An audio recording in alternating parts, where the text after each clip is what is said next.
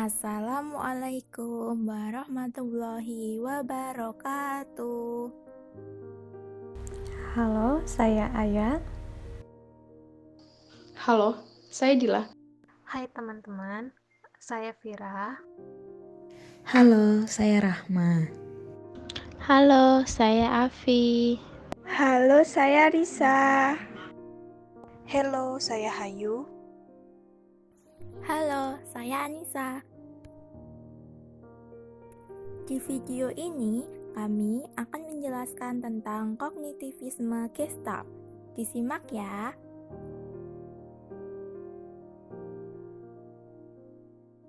Di sini saya akan menyampaikan beberapa poin mengenai pengertian Gestalt kognitivisme. Poin yang pertama, pencetus dari Gestalt adalah Karl von Ehrenfels. Dalam bahasa Jerman, Gestalt adalah whole configuration atau suatu bentuk yang utuh, pola, kesatuan, dan keseluruhan. Kognitivisme, menurut Muhyiddin, adalah kognitif yang berasal dari kata cognition yang mempunyai persamaan dengan knowing, yang berarti mengetahui. Dalam arti yang luas, cognition atau kognisi ialah perolehan penataan, penggunaan pengetahuan. Teori belajar kognitivisme lebih mementingkan proses belajar daripada hasil belajar itu sendiri. Poin yang kedua, dalam bahasa Inggris, Gestalt adalah form atau shape yang artinya bentuk, hal, peristiwa, hakikat, esensi, dan totalitas. Dalam bahasa Inggris pun terjemahannya bermacam-macam, antara lain shape psikologi, configurarism, atau whole psikologi. Karena adanya kesimpang siuran dalam penerjemahannya, akhirnya para sarjana di seluruh dunia sepakat untuk menggunakan istilah Gestalt tanpa menerjemahkan ke bahasa lain. Poin yang ketiga, Gestalt merupakan sebuah teori yang menjelaskan proses persepsi melalui pengorganisasian komponen-komponen sensasi yang memiliki hubungan, pola, ataupun kemiripan menjadi kesatuan.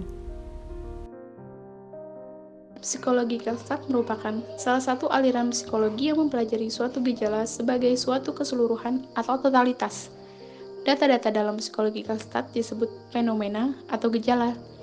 Teori belajar menurut psikologi Gestalt ini sering disebut field theory atau insightful learning. Menurut para ahli, Gestalt adalah manusia bukan hanya sekedar makhluk reaksi yang hanya bereaksi jika ada perangsang yang mempengaruhinya, tetapi manusia itu adalah suatu kebulatan antara jasmani dan rohani.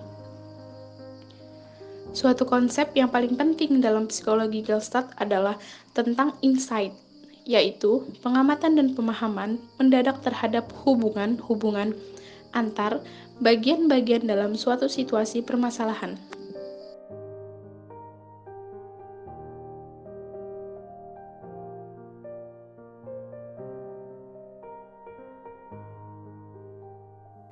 Nah, selanjutnya adalah tentang teori kognitif Gestalt. Teori kognitif ini mulai berkembang dengan lahirnya teori belajar Gestalt. Rahyubi dalam kurung 2012.277 menyatakan bahwa peletak dasar teori Gestalt adalah Max Horkheimer dari 1880 sampai dengan 1943 yang meneliti tentang pengamatan dan problem solving. Kaum Gestaltis berpendapat bahwa pengalaman itu berstruktur yang terbentuk dalam satu keseluruhan. Menurut pandangan Gestaltis, semua kegiatan belajar menggunakan pemahaman terhadap hubungan-hubungan, terutama hubungan antara bagian dan keseluruhan. Intinya, tingkat kejelasan dan keberartian dari apa yang diamati dalam situasi belajar adalah lebih meningkatkan kemampuan belajar seseorang daripada dengan hukuman dan ganjaran. Landasan teori oleh Gestalt. Yang pertama, hubungan dan latar, yaitu menganggap bahwa setiap bidang pengamatan dapat dibagi dua, yaitu figur atau bentuk dan latar belakang. Kedua, kedekatan. bahwa unsur-unsur yang saling berdekatan, baik waktu maupun ruang, dalam bidang pengamatan akan dipandang sebagai satu bentuk tertentu. Ketiga, kesamaan, bahwa sesuatu yang memiliki kesamaan cenderung akan dipandang sebagai suatu objek yang saling memiliki. Keempat, arah bersama, bahwa unsur-unsur bidang pengamatan yang berada dalam arah yang sama cenderung akan dipersepsi sebagai suatu figur atau bentuk tertentu. Kelima, kesederhanaan, bahwa orang cenderung menata bidang pengamatannya bentuk yang sederhana, penampilan reguler, dan cenderung membentuk keseluruhan yang baik berdasarkan susunan simetris dan keteraturan. Keenam, ketertutupan, bahwa orang cenderung akan mengisi kekosongan suatu pola objek atau pengamatan yang tidak lengkap.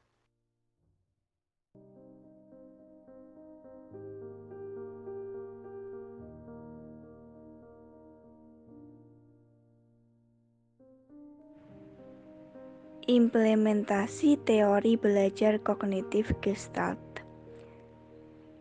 Yang pertama, pengalaman tilikan atau insight. Tilikan memegang peranan yang penting dalam perilaku, yaitu kemampuan mengenal keterkaitan unsur-unsur dalam suatu objek atau peristiwa.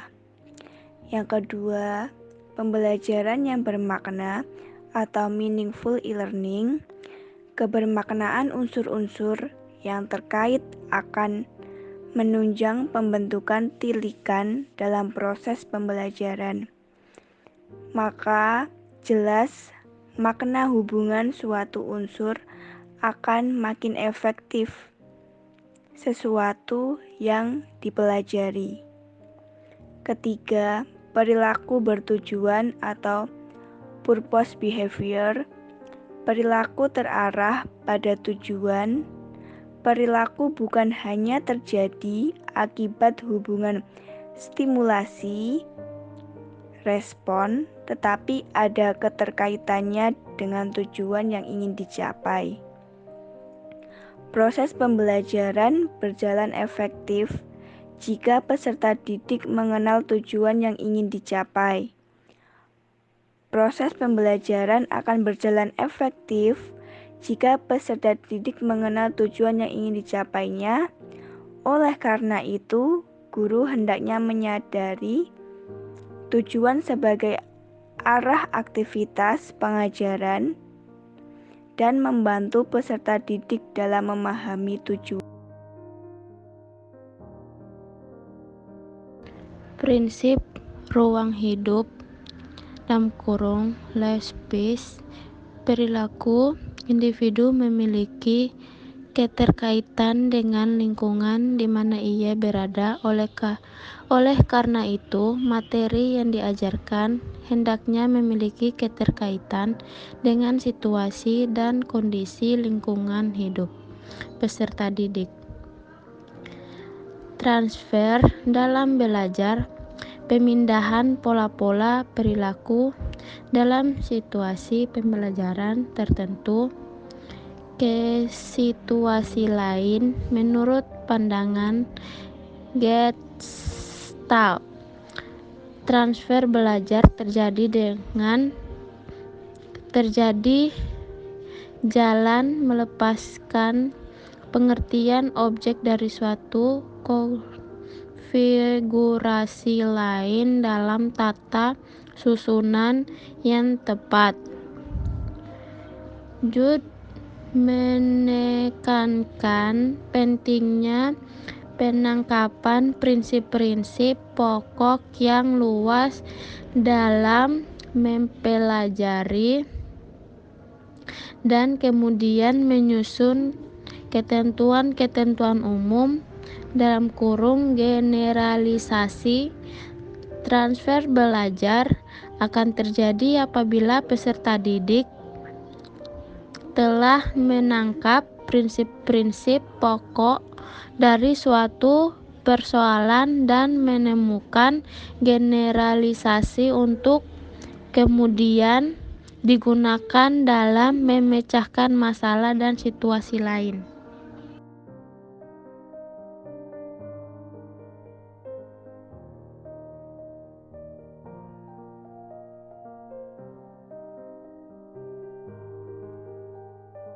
Ada beberapa hal terkait antara teori Gestalt dengan Islam, yaitu sebagai berikut. 1. Penekanan akan betapa pentingnya hubungan diri seseorang dengan dirinya sendiri, orang lain, dan lingkungan.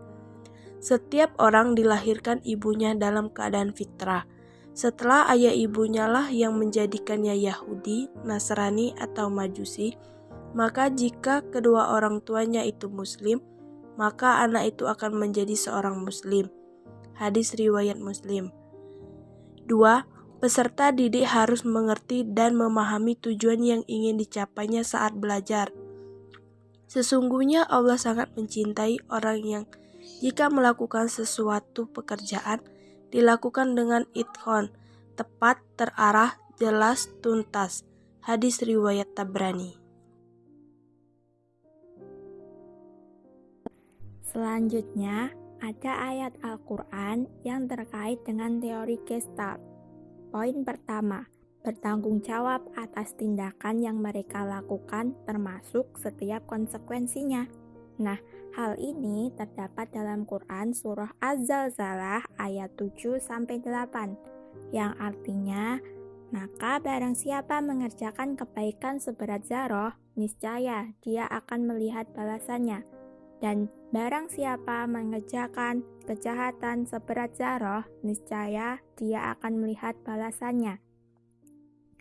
Poin kedua, peran sentral dari hubungan yang tulus dan dialog dalam proses pendidikan. Hal ini terdapat dalam Quran surah Ali Imran ayat 159, yang artinya, maka berkat rahmat Allah, engkau Muhammad berlaku lemah lembut terhadap mereka. Sekiranya engkau bersikap keras dan berhati kasar, tentulah mereka menjauhkan diri dari sekitarmu. Karena itu, maafkanlah mereka dan mohonkanlah ampunan untuk mereka. Dan bermusyawarahlah dengan mereka dalam urusan itu.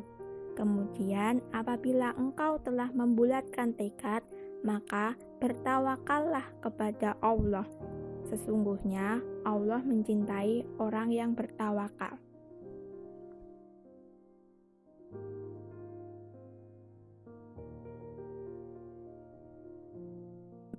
Terima kasih sudah menonton video ini. Semoga bisa bermanfaat bagi kalian.